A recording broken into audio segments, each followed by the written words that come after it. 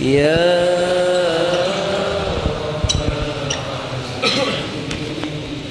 Bismillahirrahmanirrahim. Assalamualaikum warahmatullahi wabarakatuh. Alhamdulillahi rabbil alamin. Wala haula wala quwwata illa billahil aliyyil azim. Segala puji bagi Allah yang menakdirkan pertemuan ini terjadi. Mudah-mudahan kita menjadi orang-orang yang disingkapkan penghalang-penghalang yang membuat kita yakin ke Allah Subhanahu wa taala. Allahumma shalli ala sayyidina Muhammad wa ala alihi wa ashabihi ajmain. Kita ulangi nomor 264. Bismillahirrahmanirrahim. Al-Hikam nomor 264. Wazdanu thamarati ta'ati ajilan basyairul amilina biwujudil jazai ajilan. Terasanya kelezatan buah taat ketika hidup di dunia sebagai bukti atau berita gembira bagi orang yang beramal atas adanya pahala yang segera di akhirat kelak. Jadi dari sebuah amal yang terpenting itu bukan amalnya, tapi diterimanya amal tersebut. Karena amal itu bisa jadi ria, amal bisa jadi sombong, amal juga bisa jadi maksiat. Amal itu sendiri bisa jadi dosa. Berapa banyak yang jadi sombong karena hafal Quran, karena jadi ustadz, kiai, bisa ngaji dengan bagus, bisa tahajud, bisa saum, haji, bisa jadi maksiat. Itu amal. Makanya yang paling penting dari sebuah amal adalah diterimanya. Nah, salah satu indikasi Allah menyukai amal kita adalah diberikan nikmatnya pada waktu beramal. Contoh, sholat yang disukai Allah karena kita berusaha keras, maka kita diberikan nikmat pada waktu sholat itu. Berapa banyak kita sholat dan kita tidak menikmati apa-apa dari sholat. Doa yang nikmat itu, munajat yang diperkirakan akan diijabah Allah itu terasa pada waktu berdoa. Itu ada kenikmatan munajat. Sama zikir juga. Ada yang zikir saja, subhanallah, subhanallah, subhanallah, subhanallah, subhanallah, alhamdulillah, alhamdulillah, alhamdulillah, astagfirullahaladzim, astagfirullahaladzim, astagfirullahaladzim, zikir. Tapi zikir yang benar-benar sangat berpeluang diterima Allah adalah ketika menyebut nama Allah itu ada nikmat kita tuh, ada lezatnya, ada rasanya. Nah, kalau kering-kering saja, sedekah kering. Ada orang yang nikmat sekali beramal dan tidak diketahui siapapun. Tapi ada yang beramal yang sama gelisah karena ingin diketahui orang. Jadi indikasi amal kita disukai Allah adalah diberikan nikmatnya dalam amal tersebut. Misal saya belum pernah bertempur perang, tapi beberapa petempur yang diridhoi Allah diberi nikmat itu. Dalam pertempuran kita takut, tapi ada yang dicabut takutnya dan diganti dengan nikmat. Masya Allah. Jadi waspada kalau kita merasa kering dalam sholat, dalam ibadah, dalam ngaji, kering dalam zikir, itu berarti ada sesuatu yang sangat harus dievaluasi dan diperbaiki. Nomor selanjutnya, Kaifa tatlubul iwadha ala amalin huwa mutasaddiqun bihi alayka am kaifa tatlubul jazaa ala sidqin huwa muhdihi ilaika. Bagaimana engkau akan minta upah terhadap sesuatu amal yang Allah sendiri yang bersedekah kepada amal itu? Atau bagaimanakah engkau meminta balasan atas sesuatu keikhlasan padahal Allah sendiri yang memberi hidayah keikhlasan itu kepadamu?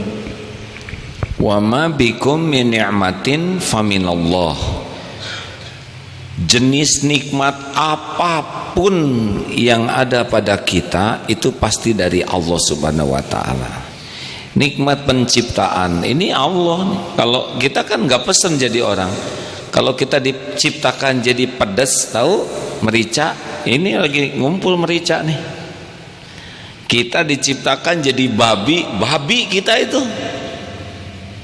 Kita diciptakan jadi nyamuk kita ini. Benar-benar antara nyamuk dengan kita tuh sama-sama nggak milih. Betulan, jadi kalau lihat nyamuk tuh dia sama dengan kita, ciptaan Allah, dan Allah mau dia jadi nyamuk, kita jadi orang. Coba kalau ditukar, waduh repot kita nih.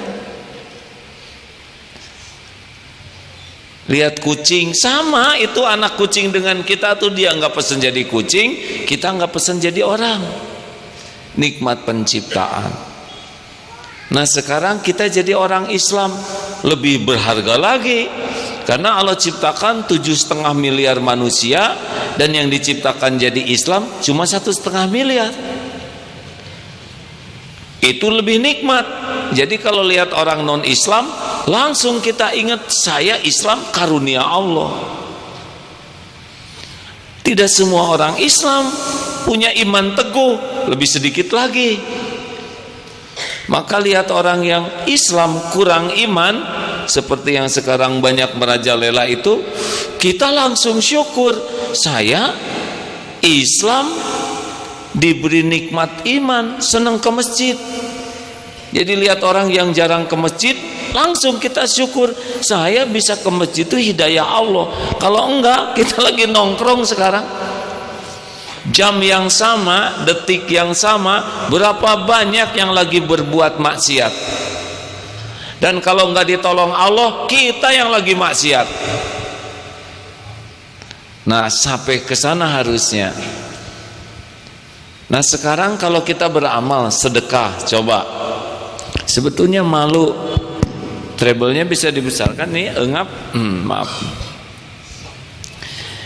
Jadi sebetulnya sedekah, coba kita urai, itu uangnya dari mana, Deden?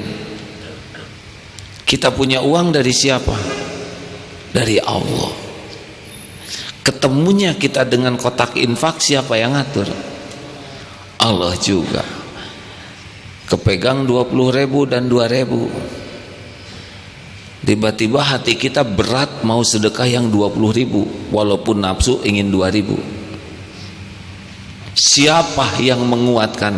Setan ngebisikin kita 2.000 atau 20.000? 2.000. Kita narik yang 20.000 tuh, masukin. Itu siapa yang membuat kita bisa beramal begitu? Allah juga. Lalu yang digugurkan dosa siapa? Kita. Yang ditolak bala siapa? Kita. Yang dilipat gandakan rezekinya siapa? Harusnya syukur bisa sedekah tuh. Kalaupun dia nunggu-nunggu balasan dari Allah, ditakdirkan bisa beramal aja udah nikmat. Uangnya disiapkan, diketemukan dengan kotak infak, banyak yang dikasih uang, nggak dikasih jalan oleh Allah bisa sedekah, ditumpuk saja, ditabung-tabung, disimpan-simpan, dia enggak digerakkan untuk bisa sedekah. Coba di akhirat kayak apa itu uangnya, kan? Jadi sebetulnya jangan sok beramal, syukur aja. Tahajud, kalau Allah mau mah pulas kita tuh, kan? Tinggal dibikin tidur weh. Tapi kan Allah membangunkan tahajud. Kita ngantuk disepak sama teman. Lah siapa yang menakdirkan itu? Pas kita ngantuk sekali, nggak mau bangun, pengen pipis, nggak mau bangun, anget celana. Siapa yang membangunkan di sepertiga malam terakhir itu selain Allah, kan? Nggak bisa kita merasa jadi ahli tahajud. Paling boleh merasa syukur dibangunkan oleh Allah jadi ahli tahajud. Jadi jangan merasa amal itu milik kita. itu amal karunia Allah. Kalau kita bisa ikhlas, itu juga karunia Allah, karena setan pasti nipu terus. Bagaimana engkau minta upah terhadap sesuatu amal yang Allah sendiri yang bersedekah kepadamu dengan amal itu? Ya kita kan kalau nggak ditolong Allah nggak bisa apa-apa. Oh kalau gitu saya mau pasrah. Bukan begitu. Kita harus berusaha keras beramal. Tapi kalau udah jadi amal 100% total itu hidayah taufik Allah. Jadi aja ketemu itu amal dengan pahalanya. Kalau kita merasa itu amal saya, itu jerih payah saya, itu perjuangan saya, jadi merasa saya yang beramal, hilang tuh pahalanya. Saya itu hanya boleh ada sebelum beramal. Tapi kalau sudah jadi amal, hilang. Semuanya adalah min fadli rabbik, hanya karunia Allah semata. Ada pertanyaan, silakan. Ya. Ini mungkin haihnya, treble-nya dibesarkan sedikit, bisa engap.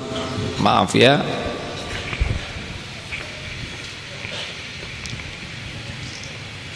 Cek. Assalamualaikum, Pak.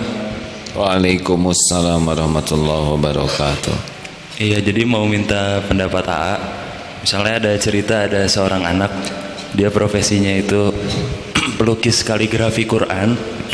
Jadi bagi dia profesinya ini udah sebagai hobi sekaligus sebagai dakwah. Cuma dari profesi itu dia belum bisa menghidupi kesehariannya. Menurut AA, apa baiknya dia cari pekerjaan lain yang lebih berpenghasilan atau konsisten di profesi itu sampai suatu waktu Allah memberi kecukupan dari profesi itu, gitu, Pak. Salah satu indikasinya harus pindah makom adalah tidak diberikan kenyamanan. Jadi ada orang yang memang Allah memberi rezeki di sana, dia akan nikmat dakwah dan rezeki datang. Tapi ada juga yang memang makomnya bukan di sana, nanti nggak ketemu, berarti harus bergerak lagi, ya. Ada yang di masjid aja cukup kok. Ada dulu di KPAD ya, tiap jualan bangkrut. Tapi kalau beliau khidmat di masjid, rezekinya cukup. Ibadah, beres-beres, itu rezekinya lebih dari cukup. Giliran dia jualan, pasti bangkrut. Karena makomnya bebersih. Ibadah, ngaji, tahajud, beres-beres masjid, ngalir aja. Tiap orang yang lihat beliau tuh bawaannya mau ngasih uang aja, termasuk saya. Nggak tahu gimana jadi gemes gitu lihatnya, pengen ngasih aja. Dan saya tanya ke jamaah yang lain juga sama, pengen ngasih aja. Tapi karena dia ingin lebih, maka dia usaha dan bangkrut, balik lagi ke masjid, cukup lagi. Karena tidak penting sih banyak uang, yang paling penting dia perlu cukup. Gitu deh.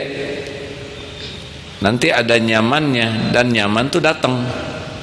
Seperti punten ya, saya dulu bisnis capek, rapat terus kerja ini, pusing, tahajud hilang, ibadah juga jadi buru-buru, kadang-kadang rapat dengan sholat tubrukan. Rezeki teh mampet we ngepas sesudah dirubah strategi karena kata guru tuh ulama enggak pantes, sibuk-sibuk udah umur segini 55 tahun masih mikirin dunia. Jangan ragu, selama ini apa yang kurang dari Allah. Pol sekarang ibadah, belajar, dakwah, ibadah, belajar, dakwah.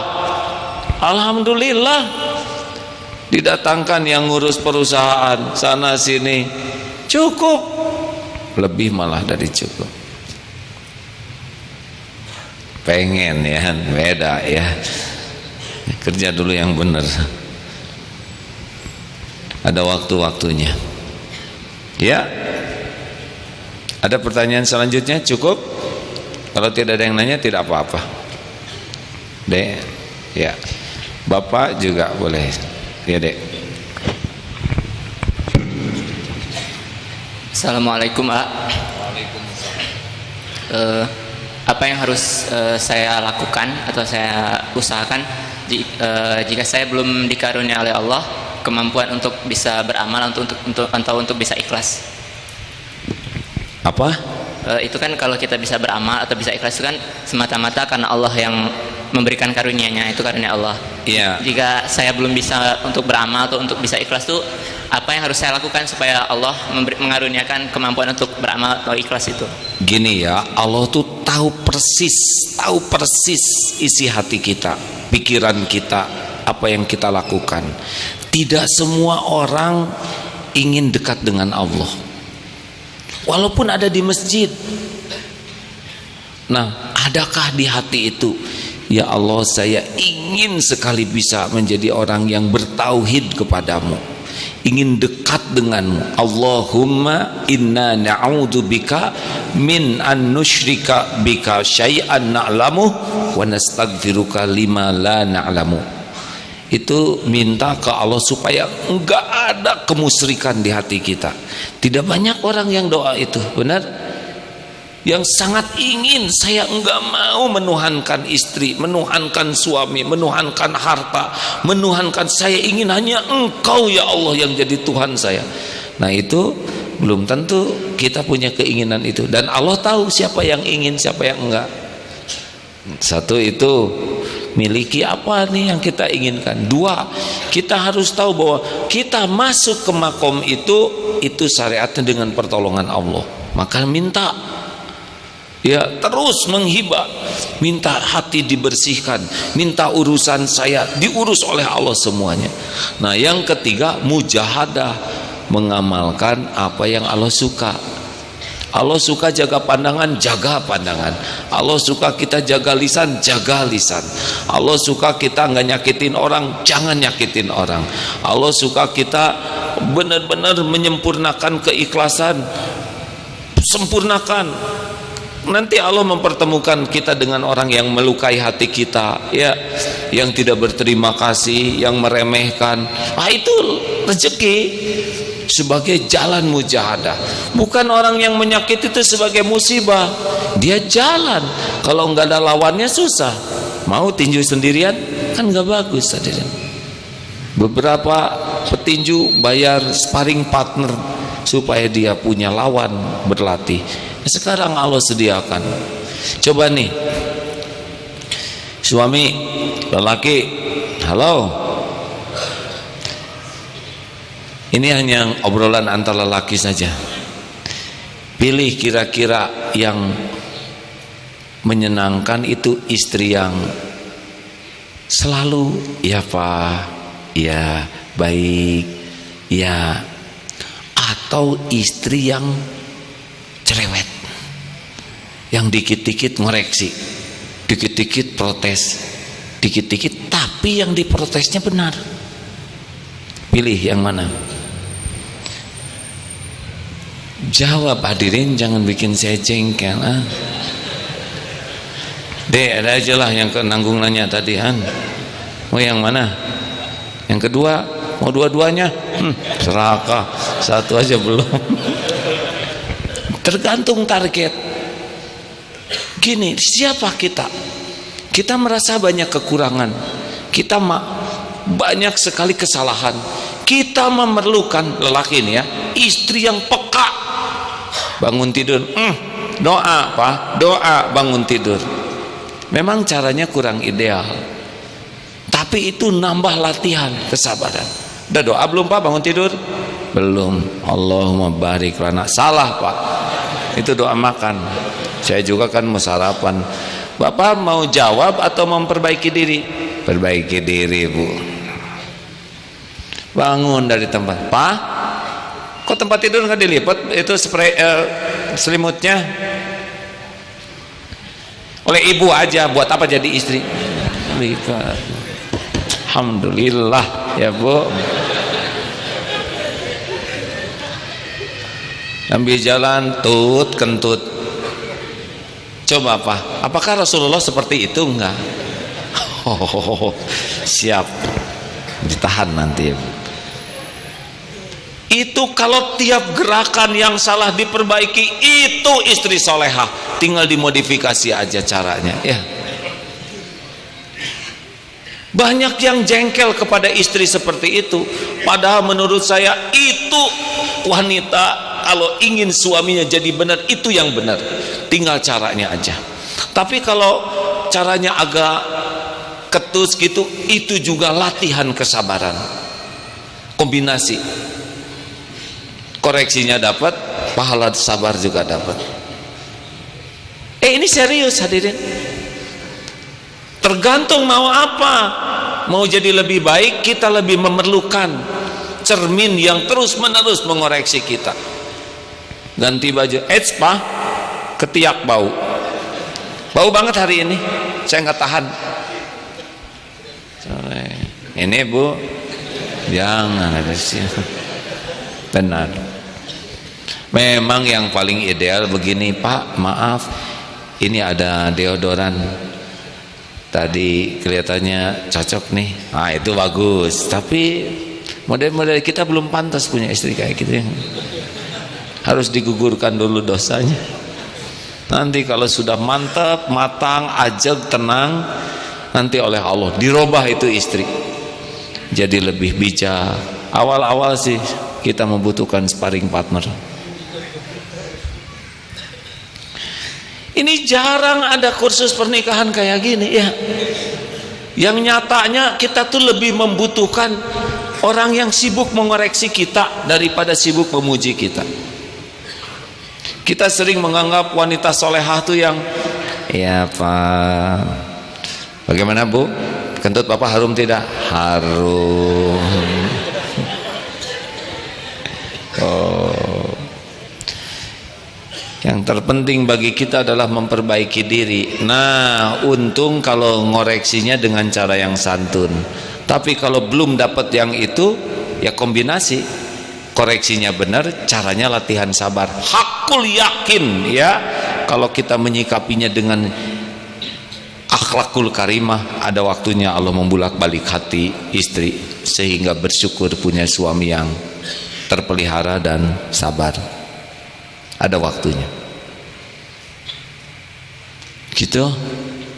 Jelas deh. Tadi pertanyaannya apa sih? Nyambung tidak? Nyambung ya, sambungkan ya. Saya lagi pengen ngomong itu sebab. Pak, silakan Pak, pertanyaan Pak.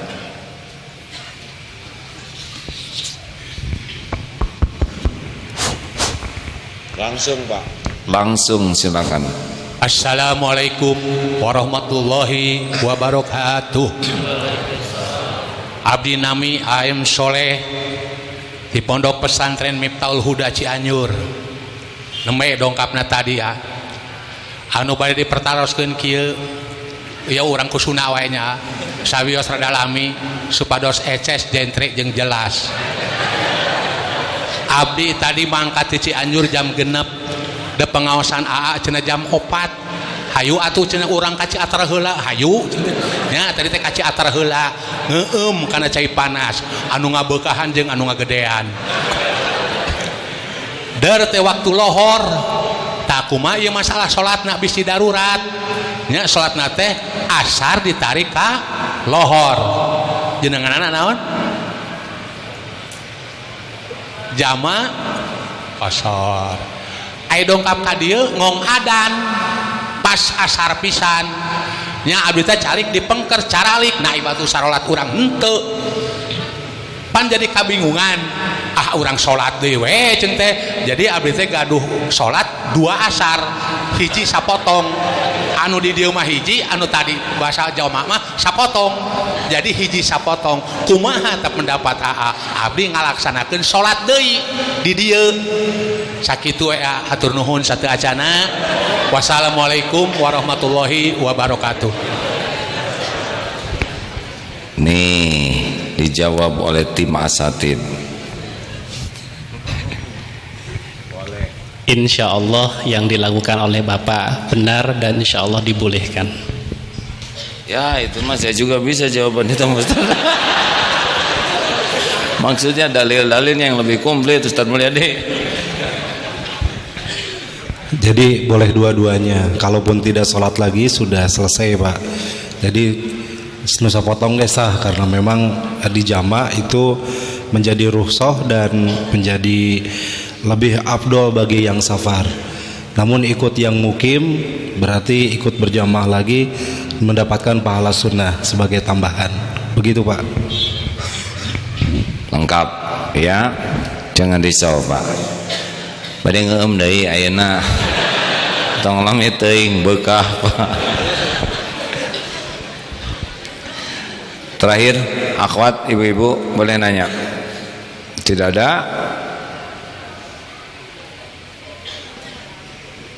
Ini dari mana ibu-ibu pengajian? Sidoarjo. Tadi Purbalingga, sekarang Sidoarjo. Kenapa ganti seragam jadi ganti tempat? Terima kasih. Berapa orang dari Sidoarjo, Bu? Berapa? Ya manggalah sesuka ibu aja ya. Aneh orangnya sama bilangannya beda, tidak apa-apa ya, yang penting selamat. Jadi ada pertanyaan terakhir, silakan. Assalamualaikum warahmatullahi wabarakatuh. Ustadz mau nanya yang tadi, kan kita harus jadi orang yang bersyukur. Jadi kalau misalkan kita ada di sini itu harus bersyukur karena di luar sana ada masih banyak orang yang bisa aja melakukan maksiat.